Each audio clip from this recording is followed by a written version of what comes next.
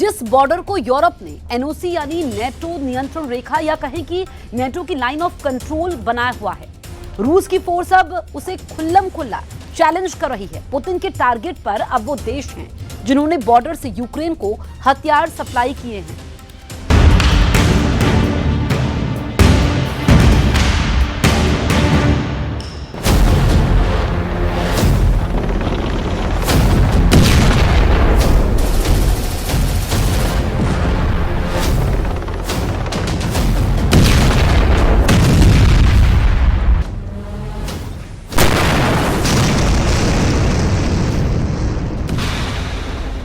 अक्टूबर में ही पुतिन ने कई शिकार कर डाले, ये दावा उनके दुश्मन कर रहे हैं।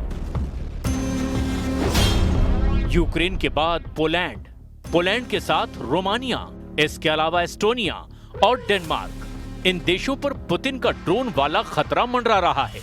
इन देशों का इल्जाम है कि पुतिन ने नेटो पर चढ़ाई शुरू कर दी है क्योंकि रूस के ड्रोन इन सभी देशों की एयर स्पेस को चीरकर अब पूरे यूरोप पर हमले का सिग्नल दे रहे हैं।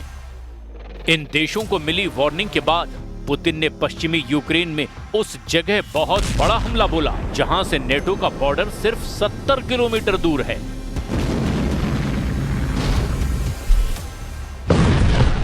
रूस ने पोलैंड बॉर्डर के करीब यूक्रेन के ल्यूव शहर पर बहुत बड़ा हमला कर दिया है। बिजली के ठिकानों से लेकर कई इमारतों को नुकसान पहुंचाया है। रूस के ड्रोन और क्रूज मिसाइल वाली फोर्स ने लगातार इस शहर पर हमले किए हैं। अटैक ऐसे कि इसकी गूंज सिर्फ 70 किलोमीटर दूर पोलैंड तक ही नहीं बल्कि बेल्जियम में नेटो मुख्यालय तक पहुंच रही है। पुतिन नेटो की चौखट पर पहुंच चुके हैं। पुतिन अब नेटो और यूरोप को बताना चाहते हैं कि वो उनसे सिर्फ 70 किलोमीटर ही दूर हैं। पुतिन बताना चाहते हैं कि रूस की फौज और नेटो के बीच बस 70 किलोमीटर का ही फासला है और ये 70 किलोमीटर ऐसी दूरी है जिसे पुतिन किसी भी पल नेटो से छीन सकते हैं। पुतिन बता रहे हैं कि 70 किलोमीटर के फासले को तय करने में उनकी फौज को 70 मिनट भी नहीं लगेंगे। अमेरिका की क्रूज मिसाइल टॉम हॉक को देखकर पुतिन बिगड़ गए हैं। टॉम हॉक को देखकर पुतिन उखड़ गए हैं। टॉम हॉक को देखकर ये पुतिन का गुस्सा रिकॉर्ड तोड़ रहा है। 2500 किलोमीटर रेंज वाली ये क्रूज मिसाइल अब यूक्रेन को मिल सकती है और इस मिसाइल ने रूस और नेटो के बीच तनाव को बहुत ज्यादा बढ़ा दिया है। हालात ये हैं कि पुतिन के ड्रोन अपना बॉर्डर पार करके रूस के दुश्मनों को ललकार रहे हैं। डेनमार्क की प्रधानमंत्री कह चुकी हैं कि नॉर्वे, पोलैंड और रोमानिया के बाद अब उनका देश खतरे में है क्योंकि इन 3 देशों में ड्रोन वाली घुसपैठ के बाद अब यही पैटर्न डेनमार्क में भी दोहराया गया है।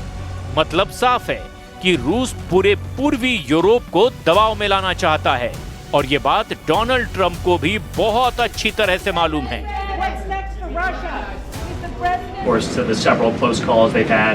with the Danish military during the EU leaders meeting in Copenhagen.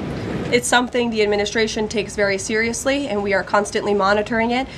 The National Security Council here at the White House is in constant correspondence with our NATO allies and the President speaks to many of them as well.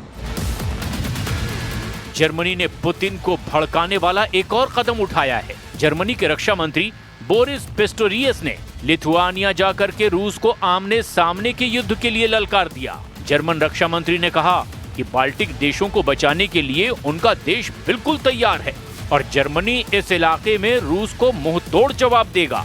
इसके लिए Lithuania में 2026 तक Germany के 2000 सैनिक तैनात रहेंगे। Putin से NATO की लड़ाई का खतरा बहुत बड़ा है। रूस से लड़ने के लिए फ्रांस पहले ही तैयार बैठा है। फ्रांस का सबसे खतरनाक जेट राफाल लगातार पोलैंड के आसमान में गश्त लगा रहा है। युद्ध का माहौल अंगड़ाई ले रहा है। ये फ्रांस के राफाल जेट हैं जिन्हें भेजने वाले इमैनुअल मैक्रों हैं। अब पुतिन से टक्कर लेने के लिए इमैनुअल मैक्रों पूरी तरह से आगे आ गए हैं। फ्रांस दावा कर रहा है कि नेटो को रूस से वो बचाएगा। फ्रांस ने रूस को यूक्रेन के बॉर्डर पर रोकने के लिए अपने सबसे खतरनाक फाइटर जेट राफाल को पोलैंड में तैनात कर दिया है। राफाल बख्शेगा नहीं, इसकी गारंटी राफाल पर लगी मिसाइल दे रही है। राफाल के विंग टिप पर लगी माइका मिसाइल ये एयर टू एयर मिसाइल है जो दुश्मन के विमान को 80 किलोमीटर की रेंज में मार सकती है। जब दूसरा राफाल पलटता है तो उसकी विंग्स के नीचे नजर आती है मैजिक सुपर 530 मिसाइल। इसकी रेंज है 40 किलोमीटर, यानी लंबी और छोटी दूरी। मैजिक सुपर 530 और माइका हर तरह के खतरों के लिए राफाल पूरी तरह से तैयार है और उसके सामने इस वक्त चुनौती है पुतिन के विमानों और रूस से लॉन्च होने वाले ड्रोन को रोकने की। ये बात मैक्रो भी जानते हैं और इस बात से डोनाल्ड ट्रंप भी बहुत अच्छी तरह वाकिफ हैं कि एक बार पुतिन ने यूक्रेन के बाद नेटो की तरफ कदम बढ़ाया तो पहला हमला बाल्टिक देशों या फिर उनके दक्षिण में ही पोलैंड पर होने का खतरा है और फिर आगे की राह पुतिन खुद तैयार कर लेंगे। पुतिन की तैयारी चौतरफा नजर आ रही है। वो युद्धाभ्यास करके समंदर से ज़िरकॉन हाइपरसोनिक मिसाइल भी फायर कर रहे हैं। उनके सुखोई 34 सुपरसोनिक बॉम्बर भी तैयार कर दिए गए हैं। रूस और बेलारूस अपनी सेनाओं के बीच तालमेल बढ़ाने के लिए किसी भी हद तक जाने को तैयार हैं। पोलैंड इस तैयारी का सबसे बड़ा नुकसान उठा सकता है, इसकी आशंका पूरे नेटो को है। पुतिन की सेना ने 3.5 साल के युद्ध में सबसे खतरनाक अटैक की तैयारी शुरू कर दी है। रूस इस बार यूक्रेन पर नहीं बल्कि नेटो पर सबसे बड़े हमले के लिए खुद को आजमा रहा है।